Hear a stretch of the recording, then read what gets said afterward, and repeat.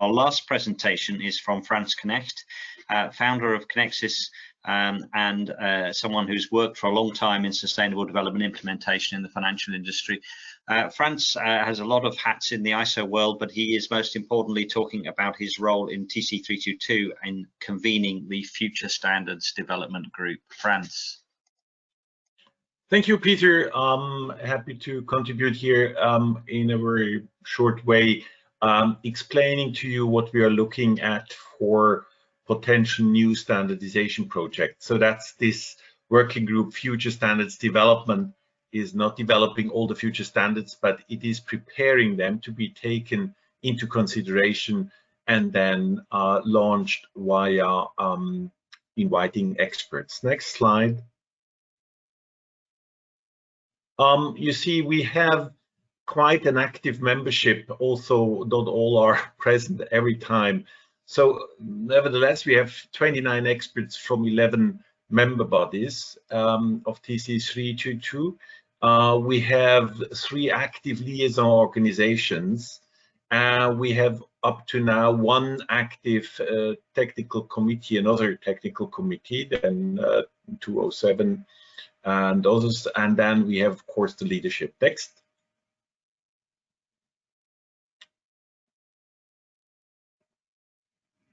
Next slide, please. So this is giving you an idea how we work actually, and the big missing body is here, something which is hovering to the left around all these TCs with ESG coverage are, of course, you would need to add all the initiatives that are dealing with financial aspects and ESG in a wider context. And we have heard their involvement in the first part of this presentation today. But I focus here on the importance of how do we work. We try to integrate what is done in other technical committees. Environment mainly by 207, but governance of organizations, the G of ESG in 309. Then others are relevant here. I'm not naming them all. And then, you know, we have those technical committees which are directly actives and those that are more and more getting involved with it. We heard about the TC68, TC251, 307 blockchain and DLS. There we need to coordinate at the very early level our activities to see how do we bring things together. On the right-hand side, you see the first projects underway. So 32210, the framework presented by Hayden, the glossary by Bolu, green finance criteria for the finance seeker part, for the borrower side of the equation in sustainable finance from Peng Zheng. And then you see under development by the ad hoc working group are the following items. Next slide. So you see here, we are working on the development on the following issues. The fat ones are more developed. The other ones are under development a little bit behind. Sustainable financial products and services, which I will go into the details a little bit more. Sustainable private equity and venture capital funds is the next one. Then on the more work to be developed is impact assessment, transparency and disclosure aspects of how to describe and do the impact assessment in the context of sustainable finance of E, S, and G topics. Then the area of sustainable fintech is under discussion, and we have a technical expert group installed there on the level of TC322. Transparency in asset management solutions is an issue I don't need to explain to many of you, because this becomes a key element of what is actually achieved by asset management solutions. A buzzword would be impact finance, but in reality and not only on the paper.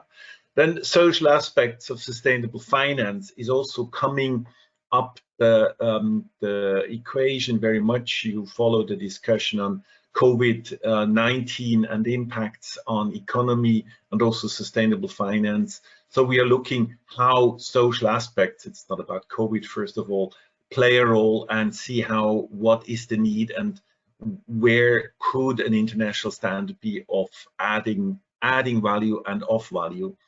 Last but not least is ESG properties of asset classes, which is also probably something most of you can imagine what it means.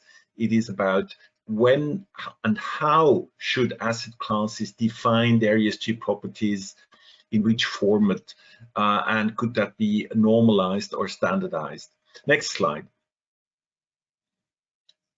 Here, a short explanation of these most ready projects. They will be decided upon whether the project really starts. That's projects on the ballot. Sustainable financial products. So the scope is guidance to integrate sustainability aspects when developing and presenting products and services to the markets. So this is for an organization who wants to come up with standards. Of course, the aim is SDGs and the integration of all that. The basis here is there's a lot out there already. Last but not least, 14030, green debt instruments and others, but of course, a lot of legislation is underway. A lot of financial sector initiatives are on the way. So we need to coordinate this very clever. It will be a technical specification report, so not a standard that can be verified or certified, but it should give a lot of insight, and time frame is 18 months. The second project for ballot, ready for ballot or close to be balloted in the next month, is guidance and requirements, so verifiable, for private equity and venture capital funds with a holistic sustainability integration and an ESG focus.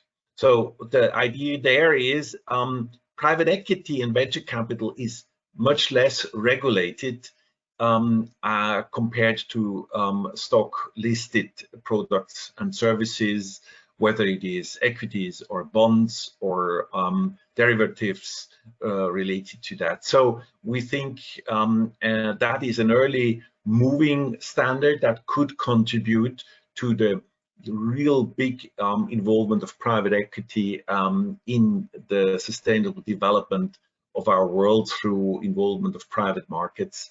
And we think that could be, that will be a huge contribution.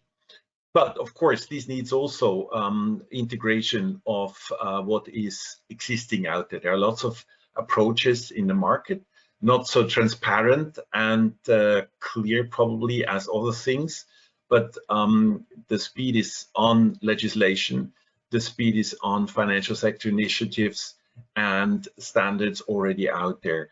The timeline here is longer, 36-month development track for a full-blown standard. Next slide.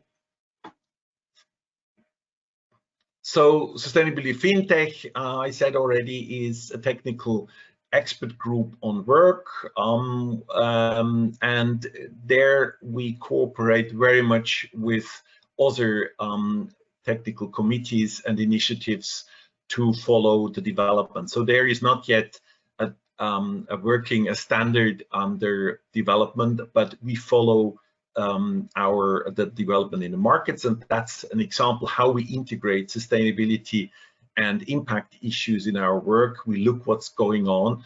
ISO is not developing it by itself, it's further developing if there is a consensus in the market or a leading development visible for adding value. The second is impact assessment regarding the ESG impact, so providing guidance and requirements for transparency disclosure of ESG impacts, perhaps also with assurance and verification part. There we work, we develop now the boundaries for the scope. We look what is going on in this respect, where we see a lot of things, but overlapping, but not clear, interrelated but not transparently, and so on and so forth. It was addressed today already several times. Next slide.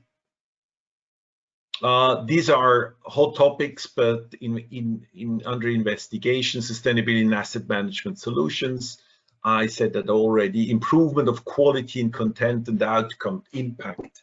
Prevent greenwash and strengthen credibility of markets. I mean, that would be the objective here. This needs to be developed, but is under development. Social aspects I addressed here as well. I don't go into the details much more. I addressed it earlier. It is a growing importance in many ways. And the ESG properties for asset classes, I think that's also something which is must be understood and is understood as being of growing importance to have clarity in the markets, and was also addressed by the speakers before. So that's it. Thank you very much. Thank you, Franz. Sorry to hurry you there. We have run out of time, unfortunately, for our Q&A session. We have recorded all of your questions. Thank you very much. We will come back to you. We will do that by correspondence after this event, but unfortunately, with a few technical hitches, we've eaten into our time to do so live. So apologies to those listening live. But we have recorded your questions, and there are some good ones, and I think we can give you some good information. You'll see there are plenty of opportunities to get involved. That information is available to you, and you will see the slides and when the presentation is provided. So it just remains for me to say thank you for joining us for these 2 hours. I hope you found it informative, and please get in touch if you wish to hear more. And we will be in touch regarding all of the questions that you've kindly raised.